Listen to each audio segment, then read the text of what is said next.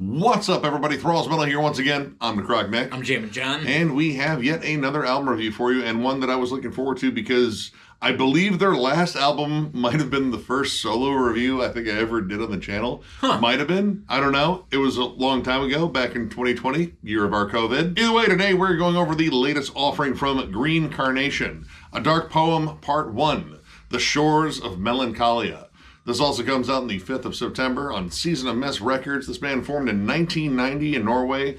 This is their 7th album overall. Again, I reviewed their last one, Leaves of Yesteryear in 2020, which I thought was really solid. And I've known about this band at least since The Quiet Offspring. I believe that's where I first heard them. Initially, they were a death metal group, and then they kind of just changed to, I would say, like, gothic metal / progressive metal with hints of just like flat out progressive rock in there, featuring current and former members of bands like In the Woods, Blood Red Throne, Carpathian Forest, and even Emperor. So I got into this band a little while ago, but it was kind of under false pretenses. Like, when I found this band, I had it confused with the band Carnation, whom I really enjoy. So I got a hold of a record, and for the life of me, dude, I can't find the cover art on Spotify, and I switched phones, so it's not on my phone anymore. So I don't actually know what the record is that I have. But I remember when I got it, again, thinking it was Carnation, I was like, yeah, looking forward to it. And then I heard what it was, and I was like, nah. That's okay. I'm not really into it, and I wasn't really into it. Now, as we've been saying on this channel, as the years go on, music tastes change. Since the time we started this channel, I've listened to thousands of albums, and my music tastes have changed quite a bit, so I did find this record to be enjoyable. So I guess a good description of this band would be rock, a little bit of doom, closer to things like Candlemass, or even prog rock, which we're going to definitely get into. I heard like things from Pink Floyd, things from Camel. Getting into the record, it opens up with As Silence Took You. Big crunchy guitars, big dark melody. Like the production on this record I thought was great. Crisp, crunchy guitars, very natural, very present bass. The drums are very punchy, and again, a very natural feel. And while I thought it was a little dry on the vocals, eventually I heard it as they were, and the vocals are pretty solid as well. Mostly clean vocals. I wouldn't say soaring per se, but again, they're clean. And again, if you think of bands like Candlemass as, somewhat of a loose descriptor of this, you're gonna get it. I'd also throw in like bands like Amorphous and Wolverine and a touch of Paradise Lost too. Like, all the vocals on here are pretty much clean outside of like one special guest, which we will get to. And they have like good, like kind of classic heavy metal hooks to them. They're very dreary and gloomy, but they're wise not to soar above a certain level. And that kind of keeps us in this very, just sort of hazy, gray melancholia. Like, melancholia is the operative word here, and that is the vibe throughout this entire album, even despite like some more like, pleasant sounding, almost kind of like, proggy hooks every now and then. It still stays very gloomy, very like rainy day and just depressive as hell, but not like oppressively heavy. Like, yes, this has big riffs. The opening track, As Silence Took You, and In Your Paradise both have like these heavy, chuggy riffs in there, and good driving riffs to like move the songs along.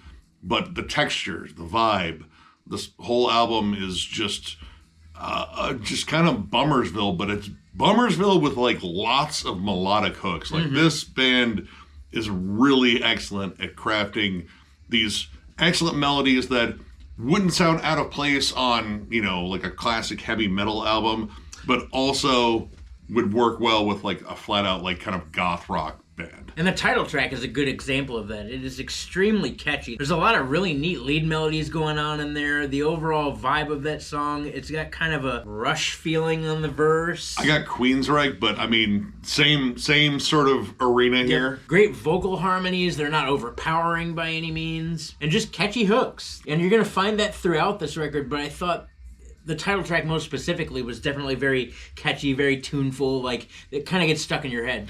A lot of this, I would say, is like very riff-centric, like, strong verses, strong choruses. The proggy stuff tends to come out a little bit more on the bridges. Like when they build into a bridge, like they do an excellent job. Generally, they're very drawn out. They want to let that riff or melody sink in. And then you get the more elaborate song structure as it gets into the bridge. Like the first 2 tracks do that excellently. But as this album goes on, I feel like it kind of opens up the riff wheelhouse a little bit more. You start hearing like some really clever interplay between the synths and the guitars. The guitar harmonies get bigger. I wouldn't necessarily say brighter, like maybe like flecks of sunlight peering through the just dense gray clouds that hang over this album, because again, it's Melancholia and it's at the shores of it. And some of the lyrics are, well, if there's a cliff by those shores, they're depressing enough to kind of nudge you off of it. But it's how it's delivered too. Like it doesn't always feel sad. Like lyrically, it definitely is. Like Shores of Melancholia in particular, like, you know, you have these very like playful, like, I mean, kind of like, yeah, like classic prog, like something you would hear in like, you know, early Genesis, Yes, Gentle Giant. There's a flutter to them, a fun rhythm. Yeah. But as you listen to them, it's just like, oh, that sounds like it's sunshiny and we're skipping through a field. It's like, no, the field is full of landmines and rabid weasels and we'll probably all die. But then again, there are more proggy moments in certain songs.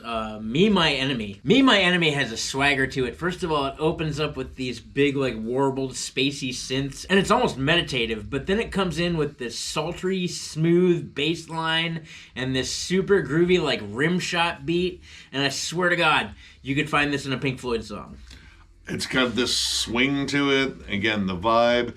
The guitars come in, and they're kind of doing that almost like, you know, like the recorded backwards sort of thing. They're kind of like fading in really quick. It's just very like haunting, but again, like kind of like seedy and jazzy. Like there's a swing to it. And I mean, it has like, yeah, pelvic sorcery all throughout it, except depressing pelvic sorcery. So, you know, you're crying while you're air humping. I don't know. Yeah. But the soft synths and that bass really just kind of like drive the verses. And then it gets into a big, hooky, but very dreary chorus. Again, they're very wise about not, you know, letting these choruses soar too high.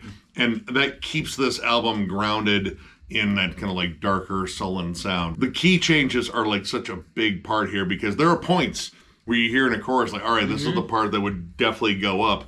But because this has a more gothic, doomy quality, it sinks back down. But it sinks back down to an appropriate and still very catchy point. And not every moment on here really screams flat out metal, too. Like, I like the fact that there are cleaner passages that have like a little bit more of like a prog rock sort of vibe to it. And, you know, some riffs that, you know, wouldn't sound out of place on like, you know, just a good, like, kind of rock album, period. But when this album decides to go full-bore metal and remind you that their roots are firmly in metal, they do so with some gusto and a really fucking awesome guest. The Slave That You Are is easily the heaviest track on the album. Comes in with blast beats, cold, blackened tremolos, and they make great use of their awesome guest, which I have teased enough now. It's Grutle from Enslaved. We love Enslaved. And I think that dude has some of the most over-the-top awesome fucking growls. And he comes in and just absolutely owns these verses, which are just heavier than hell. Machine gun tremolos, you get this double-time groove, and just Grutle fucking snarling his guts out like he would on any Enslaved album. And you get this really cool contrast between, you know, his verses and then going into the chorus, which is just very catchy, very tuneful, very melancholic. But, you know, the switch off between the vocalists, like, it couldn't be more different. And that's something I really like about this record as a whole. You have these big, clean lead melodies, and I don't want to say soaring, but they're definitely a little bit brighter than the dark, chuggy riff underneath. And, like, there's always that kind of, like, dark, foreboding, kind of just, like, mean-spirited riff on the back half. It's like the anger side of depression, right? And then you got this guy that, you know, comes in singing. He's like, oh, it's not that bad. Don't listen to the lyrics. But you get this, again, real heavy, stupid heavy guitar behind it. And I like that contrast. Yeah, and I mean, again, if you pay attention to the lyrics, like, oh, no, it is that bad. It's definitely that really bad. that bad. It's, you know, Artex dying in the fucking swamp again. I've made peace with it. He's gone. Well, that horse definitely died in actual, like, a horse is a horse. Horses, of course. deader than fuck. So is Lassie and Benji. All of those animals are They're dead all now. dead as shit. Yep. Anyway, on to brighter things. But as I said, a lot of this is more anchored by melody than it is like being oppressively dark and menacing and, anything like that. Like, this is more depressive than oppressive. Mm-hmm. And when it comes down to like the lyrics, like, yes, they're definitely tales of woe and, again, battling depression. There's even some stuff on here that is very relatable about breakups and such. It's very human, but it's all like more reflective than anything else. Like, this isn't so down in the dumps that, it sounds like every song is just tilling soil on top of a grave. Yeah. A lot of this is just sort of reflecting and processing, I would say, grief, loss, and just the overall vibe of just melancholia. Much like Charlie Brown, though, this is good grief. Yeah. And, as far as any negatives on here, the only thing I can really fault it on is, like, all right, pacing-wise, I think this is good. All the songs do manage to stand out. You have a couple that kind of, like, go back to, like, some good, like, mid-tempo rockers. The last track, Too Close to the Flame, which I think is really just killer fucking song. Longest song on the album, too, and it definitely showcases their proggier side in the bridge. Fantastic. But that one's also very similar to In Your Paradise, which just kind of... It has, like, a classic kind of Ozzy beat. Mm-hmm. Just 4/4 time, good solid riff. But I feel like this album really opened up around Me, My Enemy, and it kind of left the opening 2 tracks behind a bit. Like, they felt a little bit safer than the rest of the album. The first 2 tracks just shared similar vibes in nature. Like, they were kind of set up the same way, verse, chorus, bridge. This record is kind of void of leads. You get a lot of lead melodies, but kind of void of leads. You do get a solid lead in Me, My Enemy, but... Yeah, the first 2 songs are just kind of set up the same way. They flow the same way. Like, they almost have the clean vocals in the same spots. And while they do have cool moments in them, they do kind of mesh together. It's not until you get to Me, My Enemy where it really just kind of opens up. I really wasn't, like, put off by the lack of leads on here because they really do make up for it with a lot of, like, just catchy guitar work. And the synths on here, I think, are really well done. They sit in a nice spot in the mix where they're not too intrusive, but they do have points where they come out and, like, really add a lot to the music. Me, My Enemy in particular, without the synths, I don't think that song would have the same vibe. No. It's just got this, like, kind of, like, velvety texture to those, quiet verses. I think they're better used in Me, My Enemy. I can argue a little bit that I thought the synths were kind of intrusive, at least in the opening track. As Silence Took You, like, the tone that they used seemed just a little bit louder than they may have wanted it to be. Or louder than my ears at least wanted it to be, so I found it to be a bit intrusive, but it didn't necessarily turn me off from things. It was just, like, something I noticed. Like, oh, that's kind of... Yeah, it's not the tone I would have used, but it's not me. I'm not in Green Carnation, so, who the fuck cares? Overall, though, I'm going to give this record 3.5 stars. I thought it was very entertaining. Again, years ago when I first heard this band and didn't really dig it, times have changed.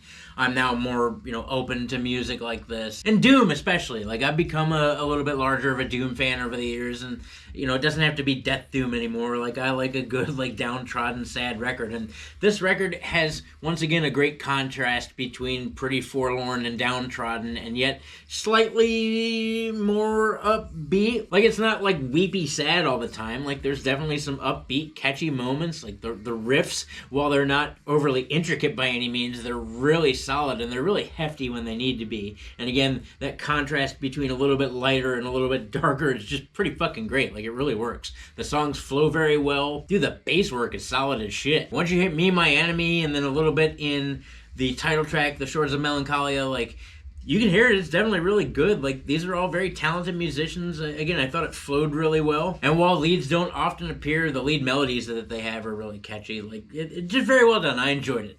Overall, if you're into bands like Candlemass and Amorphous, Catatonia, I swear to God, in the setup of some of these songs, I hear a little bit of Dream Theater, obviously not as techy, and we don't have the annoying James LaBrie on vocals, but, like, overall, if you're into bands like that, definitely give this a listen for yourself. Again, I had a better time with it than I thought I would. I am also at a 3.5. I thought this was pretty damn solid. I do think the album opened up a little bit more towards, like, the middle and the end.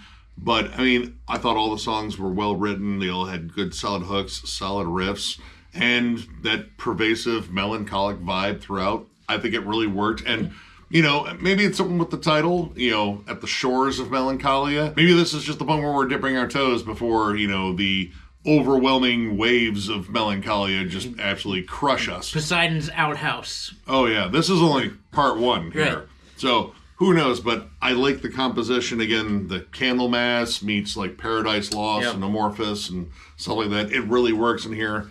Strong vocal melodies. Some good dynamics, too, that I wasn't expecting. Like, you know, when I saw Grutley had a guest spot, I was like, well, he's going to growl because that's what Grutley does. He also plays a mean bass, but they got a bassist. So, yeah, I had a hunch that his track would be heavy, and man, was it fucking heavy. But Me, My Enemy, complete surprise there with that rimshot groove and that smooth bass line. Classic prog little textures and accents here and there. These are just well-written songs with good, gloomy hooks that don't try to soar too high to kind of like keep them a little bit grounded in this whole kind of like gray, dreary vibe, which I think they execute really well. If you're a big fan, again, of Candlemas, I would even say like some Opeth-ish moments. Again, Catatonia, Wolverine. Check that band out. You'll find a lot of similarities between these two. But yeah, solid album. Check it out. So, if you enjoyed this review, give it a thumbs up. And if you were new to the channel, subscribe because we do stuff like this all the time. We also have memberships. They're only 99 cents. And our Lone Perk is doing a members-only live stream, which we will probably be doing one this Saturday or whenever you see this. You might have already seen it. Who knows? Jinx, you owe me a fucking Coke. Either way, memberships are the main way to support the channel. And if you'd like to join up, there's a join button down there. You can just lay your sad, weepy head on it and just cry on it, and I'm pretty sure your tears might actually do the joiny thing. I don't know. I don't know how that thing really works. Maybe it'll work. Try it. I don't know. Cry a bit. Even if you don't do that, we have non-members only live streams that are equally as stupid, probably if not stupider than the members only live streams. Again, we appreciate you guys for sticking around with us because using our thinky parts and brains and saying smart things is not necessarily the embodiment of this channel. We are... we're not bright. But anyway, we appreciate you for hanging around. Tons of stuff coming your way. Tons of metal content, album reviews, discography rankings. We got At the Gates coming finally, and it's really going to happen. Unless we get hit by a meteor or volcano or fucking bees or who knows at this point in the game. 2025 has been kind of wild, but we appreciate you for coming here. Thank you for being a part of this channel. Thank you for continuing to watch us, even though we're not the brightest of characters. Thank you. Yeah, you guys absolutely rule. Tons of content coming your way. So one more big thank you because you guys are awesome, and we will catch you later.